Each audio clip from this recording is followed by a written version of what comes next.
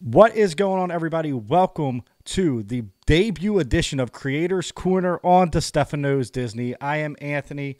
Nicole is upstairs putting the kids to bed. But today we have a very, very special guest. It was our number one guest on our list, and somehow she's on the debut episode. We are so excited to welcome Quincy from allears.net. Quincy, how are you? I'm good. I'm very happy to be here. It's amazing that you're here. First, I just said this off air, but I want to say it on air. Thank you for joining us. You are one of the reasons we even got into Disney content creating. So I love watching all that. That means the yours world. and just, seeing how you guys were really inspired us to take the leap. I was in content creating for like a decade, but my wife never did it. And somehow Oh, you no. guys inspired her through her passion of Disney to like jump right in. So it means a lot to us. So thank you so Well, much. that's awesome. That's awesome. Thank you guys for inviting me. I mean, I'm so excited to talk and I love talking to other people that love Disney, so I'm jazzed. Yeah, and the whole since it's a debut edition, the whole theming behind this is I want to talk to the Disney content creators and get a little bit of a glimpse behind the magic, right? Because content creating is tough, and content creating has its ups and downs and its positive moments, and we want to talk about that. But Quincy is the All Ears YouTube lead, project manager, writer, wearer of all hats. It's like Khaleesi from Game of Thrones. It just the name just goes and goes and goes. Yeah. I've been with All Ears for almost 5 years now. So the hats keep stacking. That's a great thing though, right? And the Yeah. brand's growing and it's a positive thing. And I mean, everyone I talk to that loves Disney knows All Ears. So that's a beautiful thing. It's a Yeah. I mean, beautiful thing. it's really special. I feel very lucky. Yeah. So we all know you from being a theme park enthusiast, Disney lover, right? Let's just start with a little ice breaking questions. What other interests do you have? Because we don't really get to see it much on the YouTube. I did see that on your Instagram you like video games. I And do. and I know that you created a playlist in the past that I put music on for All Ears as well. Yes, I So, did. Yeah. I really like video games, though no games where you have to press buttons at a certain time because I'm not very coordinated. So I like video games like The Sims. oh my My gosh, yeah. biggest, yeah, my biggest like outside of work interest is actually Dungeons and Dragons. Really? I play 2 games a week. 4+ hours are those sessions. So that's like my biggest outside of work hobby. I've been playing since college. So I love doing that, but I love video games. I like obviously like I love movies. My friends and I all have like AMC A list, not sponsored, but we have it and we all go to the movies like at minimum once or twice a month. Then we all stand outside the theater and talk about the movies. But yeah, and then obviously theme parks, but that's not what you asked. Yeah, I mean it's a big passion for us, the theme parks, obviously. You know Mhm. what's funny is D&D. I have a couple friends that do it, and I'm like very animated, and I'm the loud one of the bunch. So like you can play a character because you could do anything with a straight face. You should do like a Mhm. quick shot with us because like they want to make sure I like it, and I'm like not. But I'm always interested in it because like I kind of do something like with Twitch streaming with Mhm. wrestling. That's kind of Okay. like D&D for wrestling. Like people create their own characters and cut That's promos, fun. and it's just like my friends are like, you'd be so good at D&D, you would love it. And I'm like, I don't know what I would be though. I couldn't pick a character. So Hey, that's the hard part. You could always make them pick for you, but yeah, I love it so much. I with my current job, I'm at like max with it just because like working all ears takes a lot of mental energy and so does D&D. But before I worked at all ears, I literally it was like every waking moment was like Dungeons and Dragons, which is super nerdy, but it's fun. It's a way to be expressive and creative and write and stuff like that. So yeah, it's a really great some of time. those storylines my friend tells me, like, I'm like, wait, I'm not even in this. I'm like, wait, who turned on who? This is crazy. Like, Listen, I spend a lot of time talking to Emma, who, if you don't know, is also on All Ears with yes. me and the cast. But I spend a lot of time telling Emma about my D&D storylines, and she's very invested. So, It's like the dynamic duo. We love you and yeah. Emma. Every time you guys are together, it's like must see. So now we'll circle back to the Disney talk. How did you start with All Ears? So originally, I followed all ears, mostly because I liked watching around Epcot festivals. So like I'm a lifelong Disney World goer, Disney fan, and I liked looking at the festival food. And so I followed all ears to watch festival coverage, to read on the blog. Mostly, I actually read on the blog. I liked looking at the pictures and reading the reviews and stuff like that. And they posted on Instagram just like a hiring ad one day, and I had graduated and I was working freelance writing and I hated it. It was like, it's very hard to find freelance writing opportunities when you're just starting out, just like it is to find any opportunities when you're just getting out of school right now. And so I applied, and I was really excited to get hired. I got hired as a writer, and I wrote as a contract writer for them for a little under a year. I started in 2019. So I went through the pandemic with them. The hardest time to be a content creator, right? Like, yes, a very hard time to be a content creator. It was a really exciting time for work just because the parks closed. So there was a big question of like, what do we write? What do we make? And I had to get really creative in that time, which was cool. But yeah, I was contract for a little under a year before deciding to kind of take the full leap, move to Orlando, which I did for the job, and start doing a lot more for them. And so obviously it's just kind of upticked from there. That's awesome. That's awesome. Yeah. Just, taking a shot, and that's the dream, right? You love something, you get to move to Orlando to do your job. Like that's crazy. And did you think that you would ever be like on the Epcot, like doing the Epcot videos? Like now you my gosh.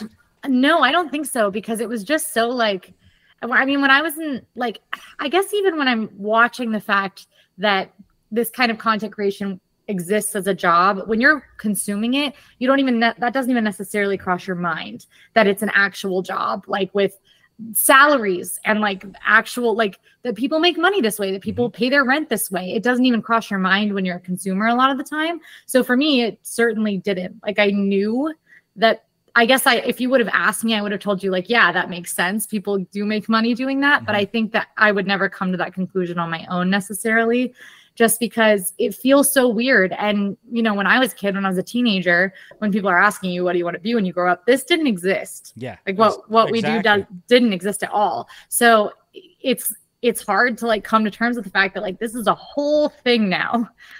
So no, I didn't even think like, outside of maybe watching Stacy Must Do Disney's in the hotel room when I was like 8 and being like, I want to be Stacy. Yeah. Outside of that, there was no sort of thought that I would ever be doing this. That's the beauty in like this newer generation of content creating and consuming. It's like back when I was growing up, it's like, I want to be a radio host, right? Radio's like dead now, right? Like the radio hosts are few and far between. I think we've had the same guy on ESPN radio for like 15 years because it's just like a very secure job. There's like one radio station for sports.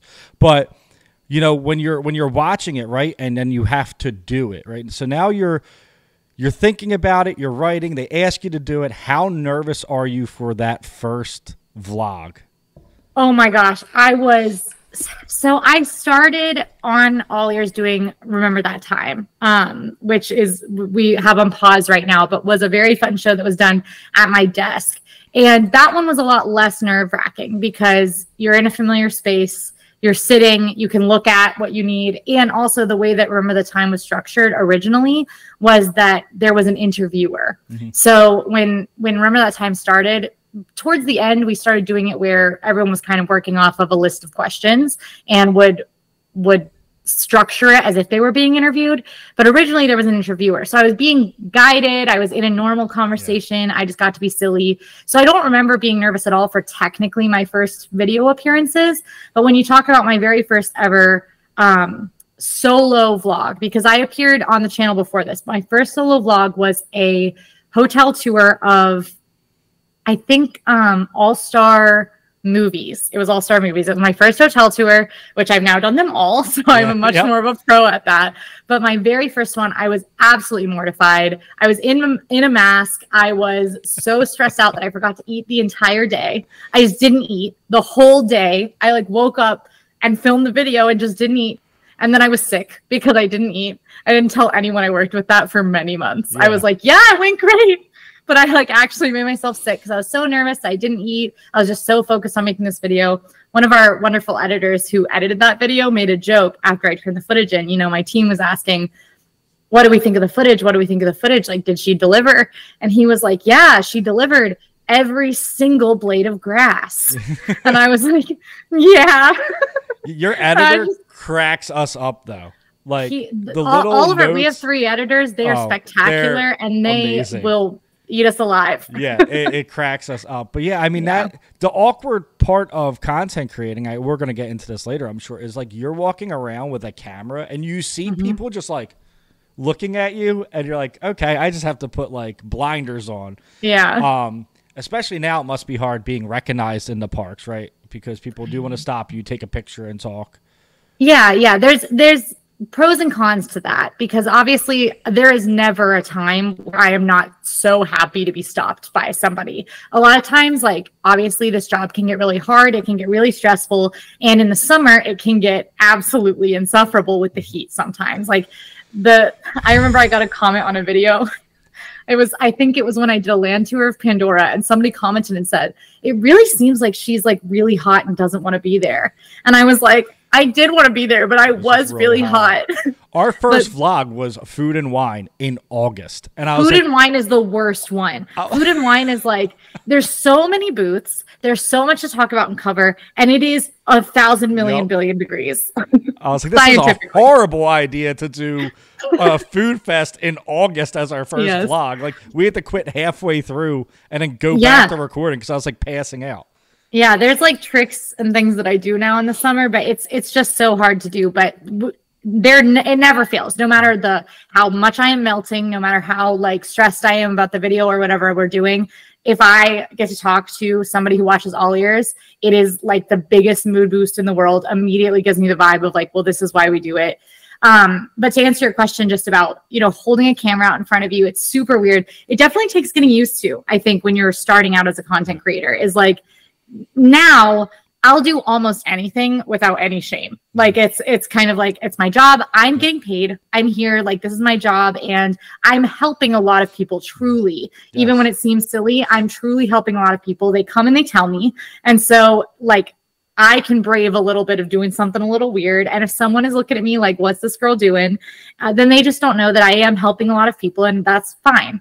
The only times that I've been like really sort of embarrassed lately, the hardest one was we do a video series. It's going to be a series. It's 2 videos right now with Mortimer, our fake baby, who is a Mickey Mouse plush, who we bring to the parks in a stroller. And Emma and I took, I think, 35 minutes to get out of our car that morning because we were so mortified at the idea of having to load a stroller onto the tram when we do not have a child. And so there's stuff like, sometimes I still reach. Fry and I went to the parks handcuffed once for a video, and like sometimes I still do get a little like embarrassed just because we're doing such strange things. But you do get used to it. You get used to the holding the camera out and the strange looks. And, sometimes people will make comments and stuff. But most of the time, people I found are good-natured. People will like be like, well, what are you doing? Like, what kind of camera is that? And you get to do that for work? That's so cool. Yeah. Like, most of the time, people are just curious and don't necessarily understand. And it's not coming from a place of like judgment or hate. I would say like 98% of the time. So once you realize that, or realize that a lot of people just don't care, and as long as you're being respectful, excuse me, as long as you're being respectful in the parks, because that's a big thing, is you see a lot of people creating content and they are totally not being respectful. And that's when people, it gives you a bad rep. Like, I never try to film kids. Like, exactly. I'm always turning away from the children. Yeah. Yeah. So it's funny that you said like you're helping a lot of people, because you are. Like, that's how Nicole and I found you, was through watching these vlogs. And literally, it's like, we trust Quincy's opinion, so we have to watch Quincy's vlogs. Some vloggers we watch to just laugh and have fun. And then with all ears, what we love is that we laugh and have fun, but it's informative. You're like a book of Disney knowledge. Now, I know that your family were Disney fans growing up. Is this something you just grew up on and just know all these facts, or do you do your homework and like study and read? Yeah, I mean, it's a mix of both. So I grew up on this, so I have a lot of stuff just in my head from that. Like, and memories and stuff, like actual things that I personally experienced. And also my dad, especially, is a massive Disney nerd. He actually applied to be an Imagineer. Like he's like a massive Disney engineering nerd. And so like he's still very into it. He loves to send me links and stuff to stuff he's reading that like I can talk about. So that's been a big part of it. But I definitely do a lot of research. And something that I think kind of uniquely gave me the positioning that I have now and the understanding I have is the fact that I started writing our blog, because the allears.net blog covers every single piece of news that comes out of Disney and then also discusses Disney history. So the fact that my early year or so in All Ears was spent writing every single day, I have over, I can't remember exactly, I think it's like over 3,000 posts that I wrote. And then also my first video series was RTT, and I like, that was kind of like, I kind of project managed RTT. It was sort of my like tester project of like, do we want to see where this goes kind of vibe with my team, with me specifically doing on camera stuff. And RTT was a very history focused show. A lot of the episodes were like Disney parks that never were, or Disney rides that never were, or why these Disney rides failed. So it was a lot of doing research to be able to be informative and funny about that stuff. And then even now with our video concepts, every single video that we do goes through a very extensive pre-production process. And at minimum, every single video has a full shot list that is fully researched and fact-checked by at least 2 people. So that's also like, I'm constantly on the Disney sites, researching Disney history, reading Disney patents and looking at permits and stuff for Epic Universe. Like, it's like, that's a big part of my job even now. And even with a massive base of Disney knowledge, it's something that I've learned over the years is you have to fact check everything that's in your head, because even if it's in there, it might not be, you might be misremembering. There might be something wrong. So even if you're like, I 100% know this, there's a chance that you're not thinking of that it's wrong. So everything is really aggressively researched. It's actually my favorite kind of thing to do, our heavier research stuff. That and our higher development stuff, like games, are sort of anything that has like a higher barrier to entry. We're gonna get into the games, because they are like, but it's funny because even when you're doing the games, like we watched the hide and seek episode last night. That's like our date night, right? We get home from work and we're like, all right, pour a glass of wine, let's watch these games, right? I love it. But like you're the seeker, and you're just rattling off information as you walk around the park. And we're like, how does she remember all of this stuff? It's like, we're having fun though, and we're learning stuff, which is great. And I think that goes a long way with helping, because I think the problem that we do, and not even the problem, I think we just, as Disney creators, we all assume that people know Disney like we do. And I'm like not new to Disney, but we just started going like a lot in the past like 2 years, 3 years. Okay. I went growing up. We went like, when I was in high school, whatever. And I remember my cousin, who's a DVC member, we were going to go for my niece's 4th birthday. And he's like, you need to map out a plan for the park. And we're like, nah, it's a theme park. The worst trip ever. Like, we didn't get anything. Like, it was terrible. We didn't accomplish anything. We didn't know what park was which. We didn't know what rope drop meant. We didn't know, like, nothing, right? Like, it's a mistake I make too, is assuming that people are like if you're listening, you're just all in on Disney, but maybe you're just listening so you can learn more about Disney. And if I'm saying rope drop, you're going, what is that? Like, what is that, So you guys do a great job of like even those little terms, giving a definition real quick so a first-time viewer can connect with you. Yeah, absolutely. That's a super important part of it. And it's a challenge, because you're not only do you have to try to make sure that you're bringing in those people who don't know what rope drop means, who don't know the first thing about Genie Plus, but you also need to not drive away those people who watch every single one of your videos and have listened to the exact same Genie Plus spiel for 3.5 minutes every single time. So like, where's the balance? That's something we deal with all the time. I'm going to pull a Zach Morris and say timeout, because we watch all your videos, and Nicole and I never use Genie Plus because we're rope droppers, so we try to hit everything early. But we're going on spring break with the kids, and we know we're gonna have to Genie Plus because it's gonna be a mob scene, and we still are like, what's stacking? I don't get this. This doesn't make sense. Like, so the more you explain it, eventually it's gonna click. But we've never used it. We're like used to Fast Pass. Like, so let us get on the ride. Yeah. It's also, we say a lot, like as we will do everything in our power to make sure that people understand Genie Plus by the time they go, but you really can't until you get your hands on it. The question is, do you already have it in your brain that once you get your hands in it, you're like, oh, or do you not? Yeah. So that's kind of the difference. Yeah, that's probably like one of the challenges too, is trying to describe something that you know very well, that just there's so many different terms of stacking and stuff that it just kind of it confuses Disney lovers like myself. I'm like, so I have to wait 2 hours, or I can stack in the morning, or what do I have to do? Because I see all these vloggers getting, a bunch of reservations. I'm like, how do you do that? How do you get them? Yeah, the way that we found, the way that something that I encourage with my team all the time is just when you are talking about anything in the park, assume that you're talking to somebody who's never been here before. And a big thing that I suggest is thinking of someone you personally know who's never been or doesn't know anything or doesn't care about Disney at all, and act as if you're talking to them, which we all know somebody like that. There's just not enough Disney adults in the world for us not to all have somebody who like has no idea what we're talking about. So I tell them to picture that real person. And then on top of that, something that we are able to do that helps us strike that balance between the long-time listeners and the first-time listeners kind of thing is our editor's amazing graphics. Because a lot of times we'll say rope drop, and I might forget to spiel rope drop, or I might not have time to spiel rope drop, and rope drop pops up like a glossary. And that kind of thing helps. But yeah, Genie especially is like a beast. It's just like the more times we can use it in a video that people can witness, like, okay, I see what's happening here. Hopefully it starts to click. But it is, I mean, even our like Genie 101 videos, I think you'd need to watch it like 2 or 3 times to fully understand everything in there. Like we're going all in. Like the week before vacation, I'm watching every Genie Plus video I can, because I'm scared of it.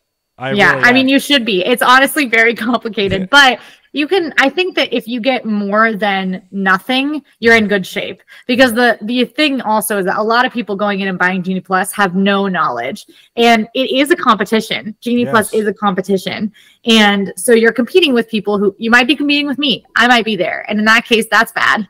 But you also might be competing with, someone who just a family from Milwaukee who just bought it because they were like, that sounds good. And they get 1 or 2 lightning lanes a day. So as long as you know more than them, you are in a little bit better shape, which like hopefully the family from Milwaukee also does a little research. But it's, as you said, you don't always do the research. So exactly. Yeah. And then you show up and you're like, wow, this is a different beast. Just the whole park's a different beast. Like, when we go, like we're going to Disney, like we do content trips, the wife and I, where the kids stay home.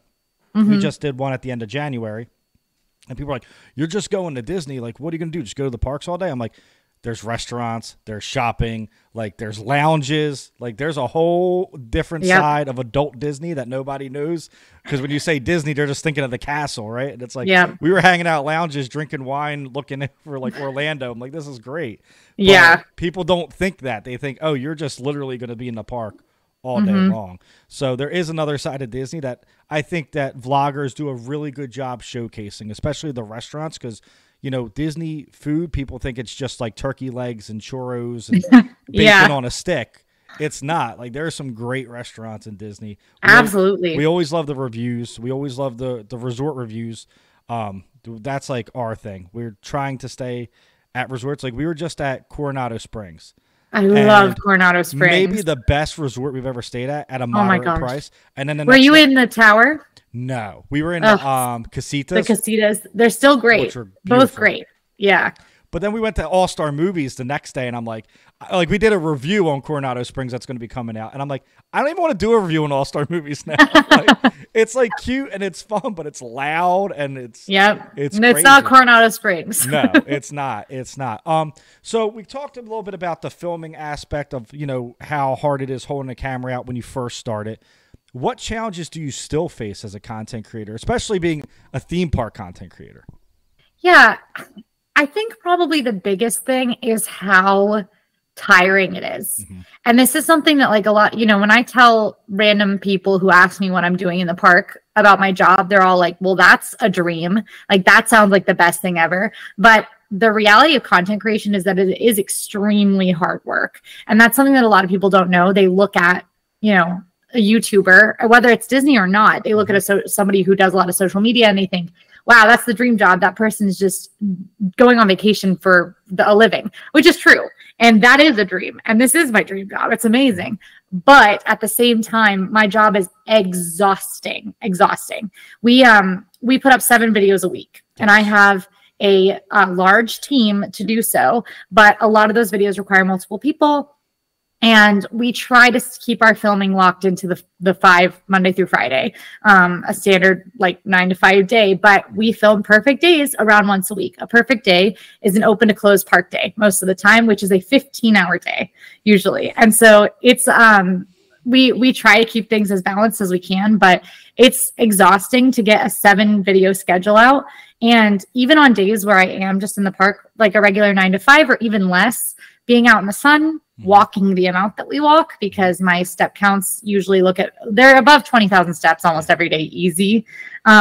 Even just the fact of like a commute into Magic Kingdom is much harder than any other commute, because I'm now driving to a parking lot, having to take a monorail and a ferry boat across it takes an extra 30 minutes to an hour to get from my car to Magic Kingdom.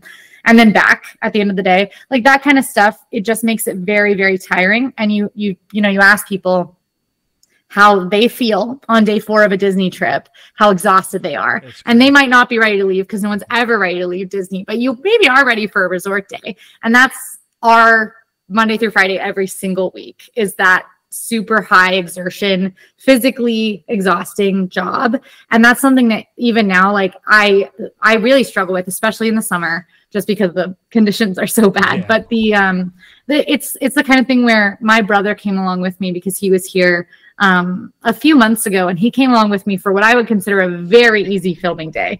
I filmed like 3 or 4 videos we have a series that are short hotel little blurbs. It's like a less than 10-minute everything you need to know about a hotel. And I filmed, I think, 3 of those. And he came with me, but he didn't even walk with me. He like came with me to the different hotels and like sat at Voyager's Lounge at Riviera while I filmed. And at the end of the day, he texted my family group chat and he said, no one is allowed to make fun of Quincy's job ever again. Yeah. This is hard. It is. And that's the thing. Lot. That's the thing that's hard is how tiring it is. And I would say, just like from my past too, like, because I was doing shows and live shows at wrestling events, because I used to do a wrestling podcast and WrestleManias and all that kind of stuff. But it's turning it on when you're having an off day. Like, the camera can't know that you are stressed. The camera can't know that you're upset. The camera can't know that you're mad, angry, frustrated. Like, you have to turn yourself up at all times. And that alone is draining.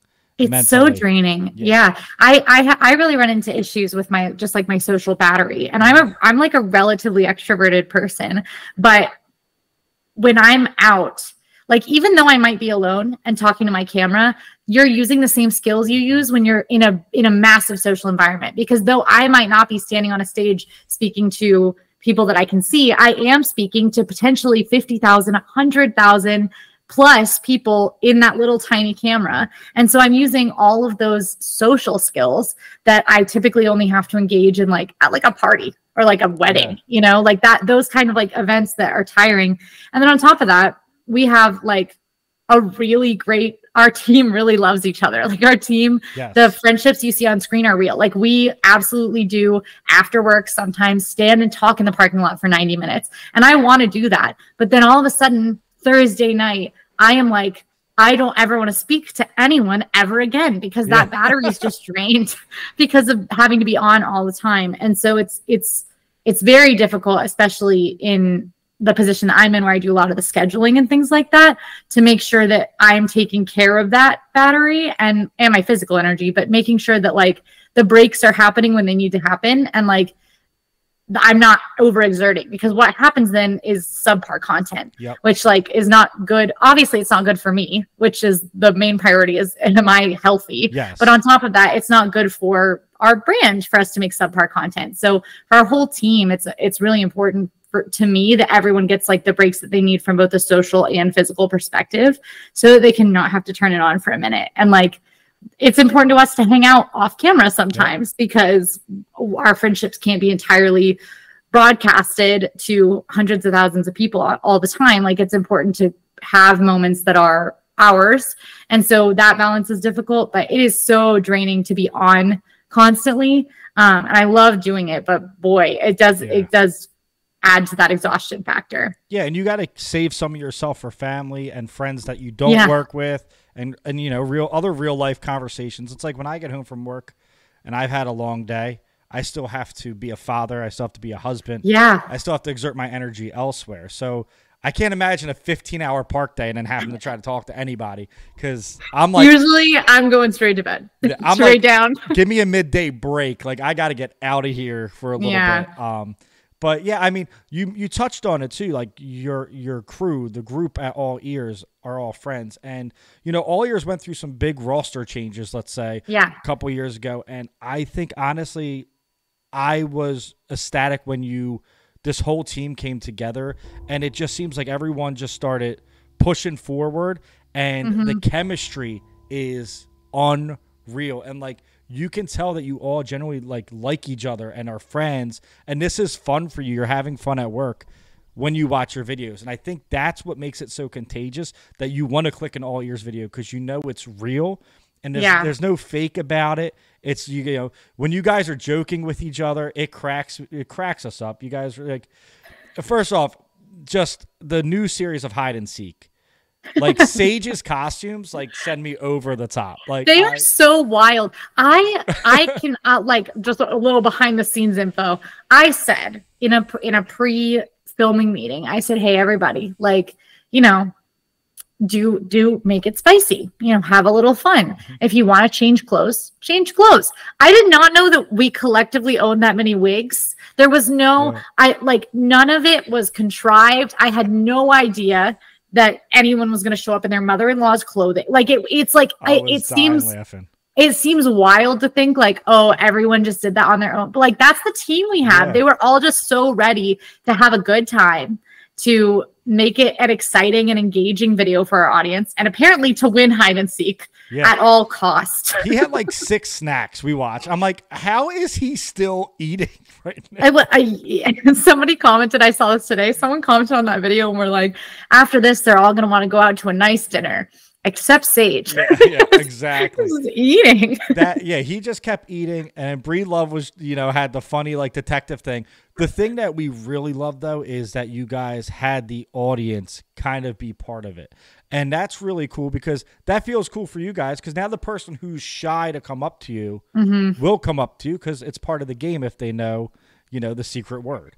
Yeah, that's something that we've been working specifically the last 6 months to a year on really bringing in our community because All Ears has always, All Ears has a different relationship with the community than people who are like individual content creators because we are a brand and we are a group and people have a different vibe in general. So, but also we are individuals who do value our community just immensely. So we've been doing a lot to try to figure out ways that we can interact with our community in ways that like help build that. And also just like, we can say all we want in a video, come up to us if you see us, we want you to say hi. But you're right that until there's a secret code phrase and an actual invitation, people might not take that opportunity.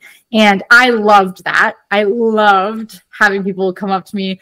When the fan who stopped me said, like, "Ready or not, here I come." They their whole family shouted at me. I was so ecstatic to see it and hear it. And it's just so great to like feel like it's weird to be on one end of parasocial relationships where there are a lot of people who know a lot about me who I've never met in my entire life. But like I value those people just immensely, even though I don't know them. So every single time I get to put a face to that and those people get to help me with a game, that's the best ever. we have a video that's coming out in a couple of days. I just watched the final cut of it, so I know that it's coming out very soon. That we asked a couple of 10-year-olds who watch us to plan their perfect day in Disney World, and we got to do we did their day, and they happened to be in the park the day we were filming, so we got to see them a couple of times in the park, and it was so much fun. Also, they really planned a wild day. Just do not let your kids plan your day. I'm going to volunteer Ella, who you met before the show, my 9-year-old, to do this for you on the next one, please. Listen, if they love it, I will shoot you an Instagram DM. I would love that. It'll be like Everest Guardians. Like you're going to have the park hop all over the place. Well, that's the thing. That's exactly what those kids. We went to 3 parks and Disney Springs. They were like, and Disney Springs. Oh yeah, because you're gonna have to get Gideons too. Like that's just gonna be her. That's gonna be her thing, right? Yeah. Or no, she's the Boathouse Rolls. Just the Boathouse Rolls. She's bougie. She's a bougie 9-year-old. I love that. That's cool.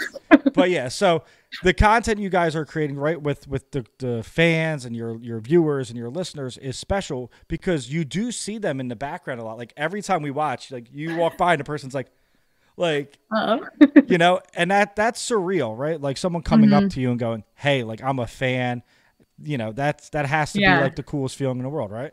Yeah, I mean, absolutely. It's something that like still doesn't feel routine, especially because I don't always get stopped in Disney World. Like I have been stopped by fans a lot at the airport, not necessarily just the Orlando airport, but if I'm flying through, I got stopped at Heathrow in London by somebody who watched us. Yeah.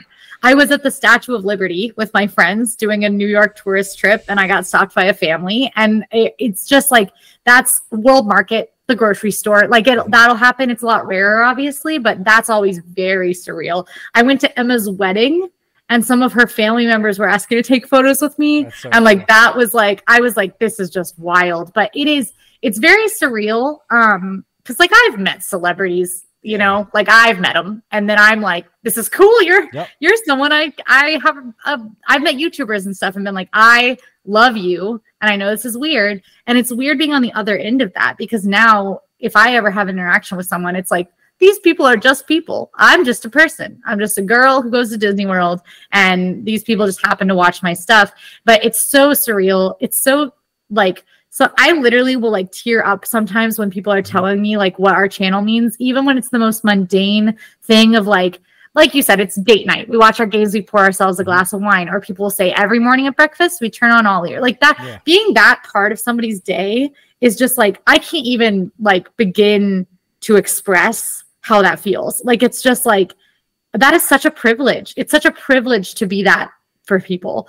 And every single time I get to speak to someone and am reminded of that, it just like, it's surreal. Surreal is the only way to say it. It's so wild. So I had a smaller scale of that, right? Like, so when I was doing the wrestling podcast, I would be in line to like get something signed because I'm a collector. So I'm like, let me get an autograph from like Roman Reigns. And people would come up like, Aunt, I love your show. Can we take a picture? And I'm like, I'm waiting to take a picture with him, and you're waiting to take a picture with me? Like, whoa, this is crazy. And I told Nicole, like, until like, because this is a new brand. We've only been doing it for 6 months, right? I said, but the first time that happens, it makes everything worth it. Because, you know, if like, I always say, I make my content for us, right? For our mental health, for our relationship, whatever. Yeah. But if you know that you're making a difference in just one person's life, you're just going to keep pushing. And that's the most amazing thing. So, you know, I totally getting emotional over that, because you're making a difference to people, and that means something to people, you know? Yeah, well, that's Emma and I were just in Disneyland, as you know, but we were just in Disneyland, and we watched World of Color 1, which, by the way, very good show. I cried like a lot, an embarrassing amount. But Emma was telling me she was also emotional after the show, and she was like, if like the way World of Color makes the audience feels, the whole like moral of World of Color is somebody has to start it, like good things coming to people, kindness, stuff like that. Someone has to start it. And like both Emma and I just felt so inspired and warm from that show. And she was like, sometimes our job feels a little silly. Like we're making Disney World videos, and you know, there are people with jobs that are a lot more important than that. But if we can make one person feel that way, one person feel a little bit of joy, feel connected to the Disney parks when they're having a bad day, then it's literally worth it. Yeah. It's one person and it's worth it. And so that I totally get that. Like when you get that one, Yep.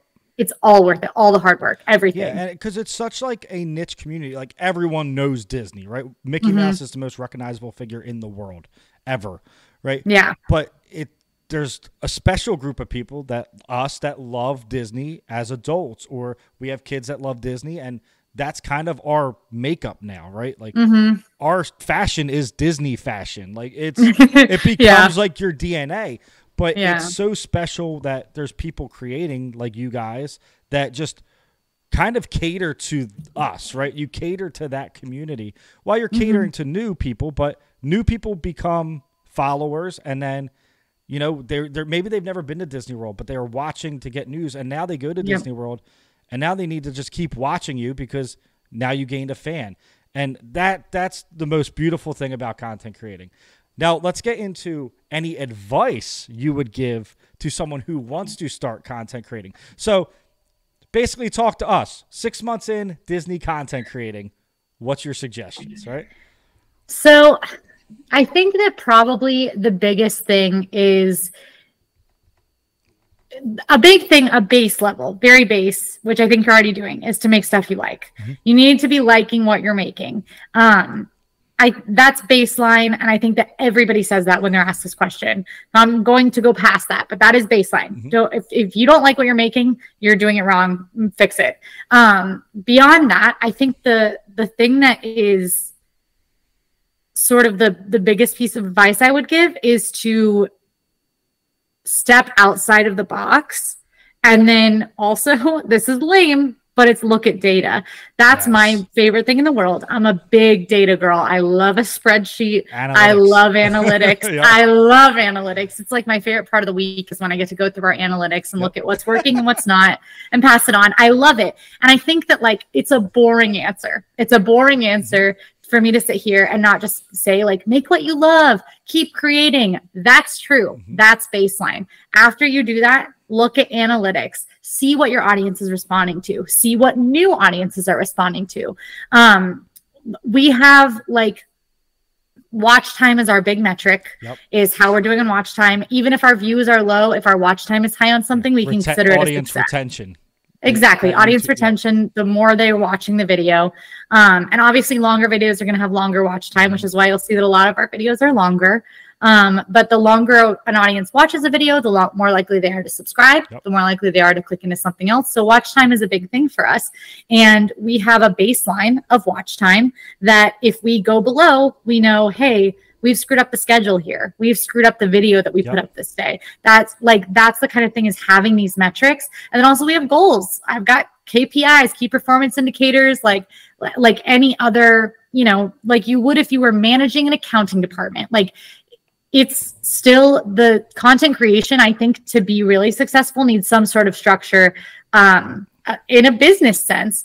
And so the boring answer is look at analytics, respect the data. Always look at numbers. Always look at numbers. Yeah. But I also will say don't live and die by them, because though I love the data, we do some things that are unprecedented a lot of the times, and sometimes they win and sometimes they lose. For instance, last year we tried a couple of ones that I would consider very strange.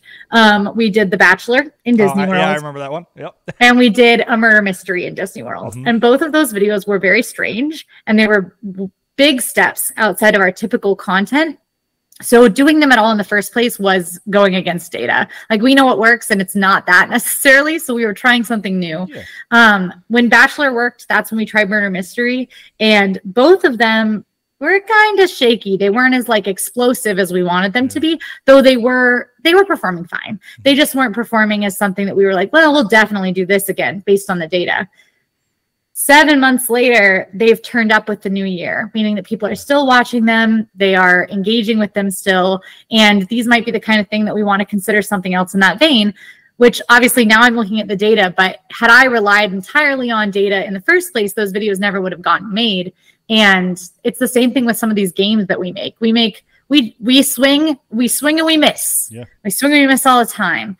And there's also like, there's there's different ways to look at it where, like, for instance, there's never a point where my 10-minute video about everything you need to know when you stay at Saratoga Springs is ever going to do well when I post it. That is never going to do well. That people are not going to click on that. Saratoga Springs, not exciting. But in a year, it's when people are still searching Saratoga Springs. That's my cousin's DVC home resort. And I'm like, and we get it all the time because he gives it to us like $100 a night. Like, I love it. I love Saratoga Springs. I'm like, I cannot. I've been there like 4 times. I still can't figure it out. I get lost. I have to ask someone to go kart me around. Like, I was walking when I filmed that. They my editor very nicely played it down. But when I filmed that video, I was like wandering aimlessly around the golf course, and I had no idea. I didn't even know I was on the golf course. I was just looking for a map because I could not figure out where I was. There's no signs anywhere, so it's funny you said that. But yes, I mean, but again, like, more people are going to click on the fun stuff than the informative stuff. But the informative stuff's so important to have. Yep. Because that's really what the brand is based off of. Like you said, it was based off of blogs. So people go to you to get info, and now you added this fun to it, and it makes it fun, informative. It's like a one-stop shop for all things Disney World, Universal. Let's say Orlando. Well, Yeah. But, speaking of the games, so I know you come up with some of the games, right? Yes, I do. How do you come up with these games, and what is your favorite game so far you've played? So we have a team. I am on our game creation team. We have a team of 4 people, 3 of which are not people that you see regularly. They're off-camera team members who sit and like do a lot of our concept creation for the channel. On top of that, everybody you see on the channel also pitches concepts. And those, like, obviously we have hits and misses from everyone, but like, so some Bachelor, I believe, came from Sage. It might have been me, but I know that he was having way too much fun with that. It was definitely Sage. Yeah, I mean, he had the accent and everything. The Bachelor, yeah. So that one came from Sage. Like we have a lot of different like things come from everyone in the team, and it's just mostly my job to make sure those concepts are coming in, whether I'm coming up with them, our content team is coming up with them, or our cast is coming up with them. So the way that I personally come up with concepts is sometimes I will literally go on YouTube and go to the trending tab and scroll and think, how can I adapt this for Disney World? And that is like the first thing that I do usually to start getting inspiration. Sometimes I look at TV shows, books, games, anything, obviously games, like anything that I can think of and think, how do we adapt this for Disney World? And sometimes something that I've learned, because originally it used to be that I would think, well, you can't. That's never true. Yeah. It's never, ever true. There is always a way to adapt something. So the question then is this title exciting? And is it worth the effort to now consider how to make this? So Monopoly, we don't play Monopoly how you play Monopoly on a board game because it's not possible in Disney World. We play it with cards and doing all sorts of crazy extra rules that we've added. But we turned Magic Kingdom into a giant Monopoly game is a very exciting title. Yeah. So the second you can think of something that's like, well, that's exciting, it's you got to figure out how to make it work. So a lot of it for me is just taking in other stuff and thinking of like, what can we do here? We had a joke after Bachelor where I literally was like, what Bachelor taught me is that we can do whatever we want. And, I think at the time they were announcing the Mean Girls sequel, and I looked at Emma and Sage and I was like, Mean Girls in Disney World. Yeah. What are we doing? Like, it's like, obviously we never actually panned out with that, but like, you can kind of say anything and then figure out how to adapt it into a game, into a story, anything. And so that's kind of, it's like throwing spaghetti at the wall and seeing if it sticks. So just like putting together. I like that little. Yeah, exactly. Spaghetti at the wall. Why not? Yeah, it's throwing spaghetti at the wall. It's a lot of just like, we take in a massive amount of ideas. When I ask my team for pitches, I ask for 50 each. Wow. 30 to 50 each. And so we have a team of, our core team's about 5 people. We have a team that spreads out to about 8 people. If you want to talk about people that appear on camera sometimes, I'll ask the DFB kids, what do they want to chuck in? And sometimes I can end up with literally hundreds of concepts that we're sifting through, and everyone's going to come up with a winner. There's no way that if you drop 50 concepts onto a page, you're not going to have a winner in there. So I think that that's what it is just volume, and also taking inspiration from other places. Because you there's just so much out there that you can do. So finding those new ideas, you have to just look around, and that's where all that stuff comes from. Yeah, and it adds a layer. Like most people watching have been to Disney World, right? The diehard fans have been to Disney World. They know Magic Kingdom. They've walked around Magic Kingdom. But watching you guys do Game Master, where you're trying to guide someone with using clues, like asking questions, is like hilarious. But it shows it in a different, like, for one, we didn't know that near Barnstormer you could just go on that back road right to Tron with nobody there. We were watching hide and seek. We're like, why haven't we ever walked there? Like, so much easier than just going all the way around. Yeah. Right? Like little clues like that. But that really helps us. But it also shows it in a different light. Like the benches, even the benches near the ferry boat where they found Sage. I'm like, I've never even thought about sitting there. Never seen those before. Like, yeah. There's so many little nooks and crannies that you just don't know that we get to see when you're playing these games. I love Game Master. I think it's hilarious because if someone can't get it, they just keep asking the same question in different ways, and you're just like, no. The most frustrating thing as a game master is when they won't ask a question at all. Like, I'm like, I know you're scared of the penalty. Please ask me something. I can do nothing to help you unless you ask me something. I always loved when they had to walk around Epcot the whole way before they had to start asking questions again. Yeah. I'm like, that's like a 2-mile walk. Yeah, listen, Sage put that on the shot list, and we gave him some serious, like, we messed them for a long time about that. We were like, you cannot. It's so long. Yeah, it is. It's like, and it's so crowded. So the 2 miles feels like 5 miles. So you mentioned, earlier you're talking about the exhaustion of content creating 15-hour days. I know sometimes when Fry flies in, you guys shoot multiple videos in a day. So what's a normal content day look like for all ears? Like, you're shooting multiple videos all the time, or is it usually just when you have the whole crew there? It depends. So like a day could be 4 people are filming a perfect day, and that's it. And they're going to be there all day, but they're just filming a perfect day. And perfect days are a little easier because there is downtime. It's, it's a perfect day. People aren't running around like crazy in a perfect day. But if we are doing a rides race, or like a who can do the most in Magic Kingdom video, that's a really exhausting day because that is an open to close video where you are trying to optimize and do as much as possible throughout the day. You'll notice in those videos that we still do food breaks. We'll schedule in an hour-long food break where everybody has to meet to do food breaks because otherwise it's just not healthy. But a typical filming day, I mean, it varies really heavily. So like a lot of times what you'll see happening is maybe Sage and Emma will be filming a rides race.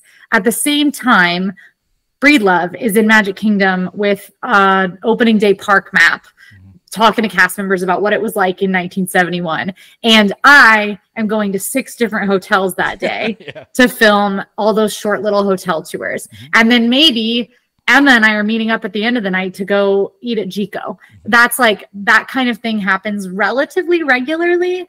I try to make sure that everybody on the team has 1 work from home day a week because everybody on the team has home responsibilities. Like, it's not just go to Disney World, film video. It's also a lot, like Emma mainly runs the All Ear Style Instagram account, and she does all of the scheduling for that, content creation for that. She runs a lot of that.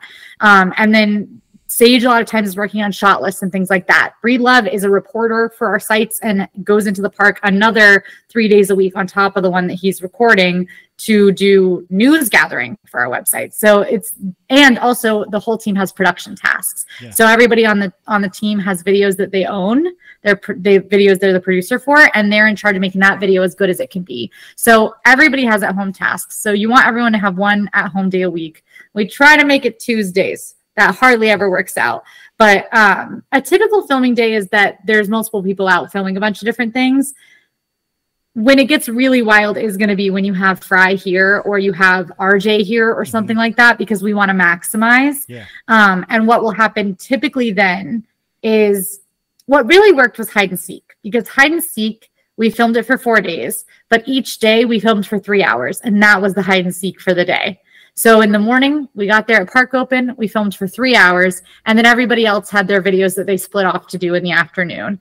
And most days everybody was out by 6. So it was like still like it was actually a reasonable week. But I think we filmed 17 videos that week as a group, or something like that. It's an insane, like, that was an insanely optimal week as something like that. Something like which it was entirely built to do that, was to make it that optimal, get as much content out as possible, especially because we were coming up on the holidays and our team did like a holiday filming break, especially because it's just so hard to film in the parks around then. Yeah.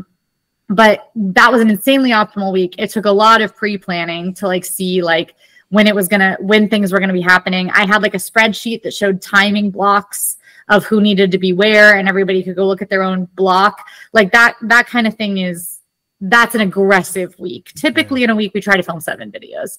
And sometimes in a week we film 5, because there's multiple Disney events that require our attention or whatever. But there's usually it's about 7 videos, which means, you know, at least 2 of those days, 2 videos are getting filmed. But most of the time, I would say you've got like 2 videos filming on average a day, whether that's one person doing that or 2 different groups of people doing that, depends. And I noticed when you guys do go live, or like set premieres, let's call it, for the games Tuesday, Saturday, one of you is always in the chat, which is a great touch, because now we're getting to talk to you guys as you're, you know, watching the video, and you know, you can give a little behind the scenes stuff, which is always fun. So this whole All Ears is a machine, right? That's what it is, right? Just me watching and being a fan, didn't know. Like, I know the work you guys put in. I've seen it in the videos. You mentioned it in the videos. I talked to you when you were flying from Disneyland. Like, it's a lot of work you guys put in. But it's got to be cool, right? Like, you went to Disneyland Hong Kong. Like, did you ever think in your life like you would be there? What was the experience like? Oh my gosh. No, I never thought I'd be there. And what was so unbelievably amazing for me about that was that I got a call from Disney PR asking me if All Ears could go. And it was like, that was just like, so awesome. I mean, such a vote of faith in us, like from them, which is obviously great. And it's important to us that Disney likes what we're doing. Yes. It's not important to us that we are always positive about Disney, because what is important is honesty. But that was just a very big vote of faith, and like, you know, come on out here. We want you out here. And so that was amazing. Standing in Hong Kong Disneyland, Hong Kong was not on my list of places I ever thought I would go in my life. Like, if you want to take a list of like, well, if I'm going to go to these places, if I would put Hong Kong on there, it would have been pretty far down. Yes. Like, so it was just insane to be in Hong Kong, standing in front of that amazing castle, which was such a good castle. I mean, listen, my goal is to go to Disneyland Paris just to see the drone show. Right? Yeah. But like stuff like that, like just seeing the castle but you're in Hong Kong, right? Yes. You know, you have the Disneyland out there is on the South China Sea. It sits on the South China Sea. All 3 of the hotels have a view of the South China Sea. Like, the hotel rooms were insane. Yeah, the hotel rooms were awesome. Hong Kong Disneyland in general was amazing. Like, I loved it. I don't know that I will ever be lucky enough to go back, but it was absolutely spectacular. I'm so glad I went. World of Frozen, amazing. Yeah. The other thing too is that, like, being out there, one of the days for the World of Frozen media event, one of the activities they had us do was we were going on a tour with Imagineers around World of Frozen, which is really cool. The Imagineers we were touring with was the head of Imagineering. The global head of Imagineering took us on like a 10-person tour for an hour around this brand new theme park land that wasn't open yet. And like, the Disney nerd inside me was like exploding. Like, I was like, this is the most insane thing that's ever happened to anyone, I think, probably. It was so cool. And it's your job, right? Which we find, like, I find that so cool, because obviously we're doing this. We're just a brand. We have jobs. It's just our hobby, right? Yeah. We love content creating. But to be able to be invited to Disneyland Hong Kong and say, hey, why don't you come check out this new land that's not open? Like, that's got to give you some, like, confidence and just, you're like, wow, I'm doing really well with this. Yeah. Well, I mean, I'm the luckiest in the world. Like, to get paid to do this, it's just like, I'm the luckiest person in the world. And like, obviously I want to do it well.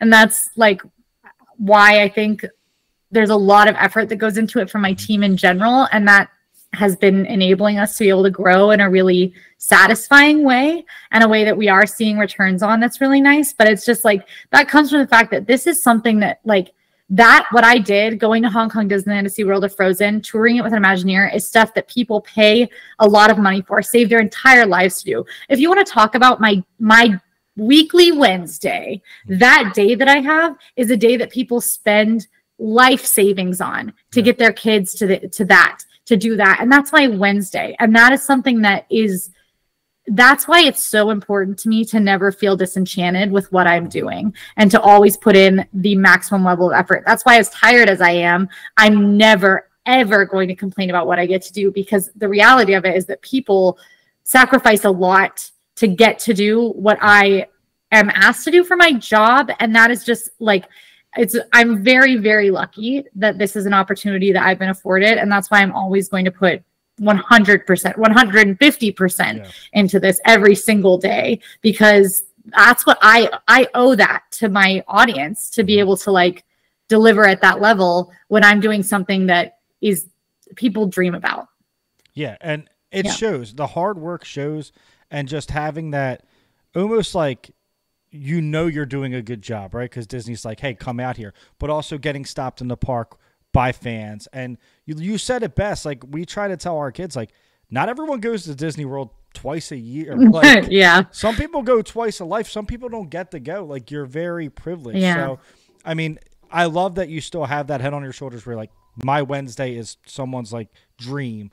And because I feel like that matters. And that's why you guys are so likable, and we can connect to all ears. Like, everybody, if you've been 1,000 times, if you've been one time, we have that connection because you guys are very humble, right? And that's lost in content creating, I would say now. I definitely think so. Sometimes it's hard. Which I think like when you are doing such a hard job, and especially if you are talking about people who are having afforded some of the opportunities, the things that we get to be afforded, I think that it is easy to get lost, and it's unfortunate, but like, it's important just to like stay a little centered, stick yourself in your body and think like, this is what I'm getting to do. Yeah, you just got to think about before you got here, if someone said your job is content creating in Disney, you're signing that all day. What would I give up? Everything. You know? So I think that's pretty cool. So I know you've had a long flight. I know that it was a big travel day. We're going to do a little finishing game, and then we're going to let you get out of here. I love a game. Disney Quick Shot. You got like 3 seconds to answer. I'm only going to ask like 5 or 6 questions. Okay. I know the first one. Best park. Epcot. Knew that one. Best restaurant. Takumite. Best Disney movie. Hunchback of Notre Dame. Wow. Yeah, I know, a weird one. Shocking. Best ride. Oh gosh. Guardians of the Galaxy Cosmic Rewind. A thing you like that most people hate. Ooh. Feathered Friends in Flight. Mine's a turkey leg. Oh my gosh. You and Emma both. Yes. Well, every time Emma's like, "Oh, I'm forced to eat a turkey leg," I'm like, "That is my spirit animal." Like, she literally, she's always like, "You are hating on turkey legs," and I'm like, "I am, and I will continue to do so." $12, and it feeds my whole family. Why not? Fair enough. Fair enough. I mean, listen, I'm the first to admit it is like the grossest thing that you can touch in Disney World. It's primal. You want to eat the turkey leg because it's primal. Yeah, you feel like Conan the Barbarian. But thank you so much for being the first guest. It really does mean the world to us. And, thank you for inspiring content creators that you have a face to a name of who you're inspiring. I speak for all of your fans when I say just keep being you. It is amazing to watch this grow and watch the roster changes and how you were here and now you're here. And it's just getting more and more fun with the games you guys are coming up with. And we just really love watching it, even as a family. And that's the best thing about all yours, guys. It's family fun. You don't have to worry about anything. It's all PG. It's all for the family. Quincy, I know where to find you. Where can they find you at? You can find us pretty much anywhere the internet has somewhere you can make an account. at All Ears Net. My bread and butter is going to be over on YouTube with the All Ears Net YouTube channel, and we post 7 days a week at 10 a.m. Eastern Standard Time with premieres on Tuesdays and Saturdays with live chats that are super fun. So come join us, come hang out.